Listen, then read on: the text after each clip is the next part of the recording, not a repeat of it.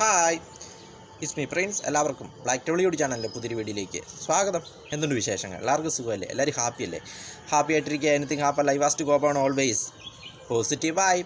അപ്പം നമ്മളിന്ന് നോക്കുന്നത് Santosh trophy 2024 specialities, Santosh trophy 2024 പ്രത്യേകതകൾ. അപ്പോൾ അതിനെക്കുറിച്ചാണ് നമ്മൾ നോക്കുന്നത്. സന്തോഷ് ട്രോഫി ഫുട്ബോൾ മത്സരങ്ങൾ ഇപ്പോൾ നടക്കുകയാണ്. അരുണാചൽ പ്രദേശിലെ ഇറ്റാനഗറിലാണ് മത്സരങ്ങൾ നടക്കുന്നത്. ഇറ്റാനഗറിലെ ഗോൾഡൻ ജൂബിലി സ്റ്റേഡിയത്തിലാണ് എല്ലാ മത്സരങ്ങളും നടക്കുക. ഫെബ്രുവരി 21 സ്റ്റാർട്ട് ചെയ്ത് മാർച്ച് 9 വരെയാണ് മത്സരങ്ങൾ നടക്കുന്നത്. അതായത് മാർച്ച് 4 ക്വാർട്ടർ ഫൈനലും, മാർച്ച് 7 സെമി ഫൈനലും, മാർച്ച് 9 ഫൈനലും നടക്കും. 12 ടീമുകളാണ് ഏറ്റുമുട്ടുക.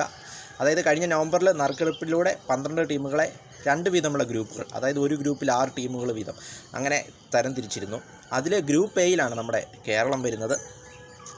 ഗ്രൂപ്പ് എയിൽ ആദ്യത്തേരായ അരുണാചൽ പ്രദേശിനൊപ്പം അരുണാചൽ പ്രദേശ്, കേരളം, മേഘാലയ, സർവീസസ്, ഗോവ, ആസാം എന്നിങ്ങനെയാണ് ടീമുകൾ ഗ്രൂപ്പ് എയിൽ വരുന്നത്. ഗ്രൂപ്പ് ബിയിൽ നിലവിലെ ചാമ്പ്യന്മാരായ കർണാടകയ്ക്കൊപ്പം മണിപ്പൂർ, മിസോറാം, ഡൽഹി, മഹാരാഷ്ട്ര, റെയിൽവേ എന്നിങ്ങനെയാണ് ടീമുകൾ വരുന്നത്.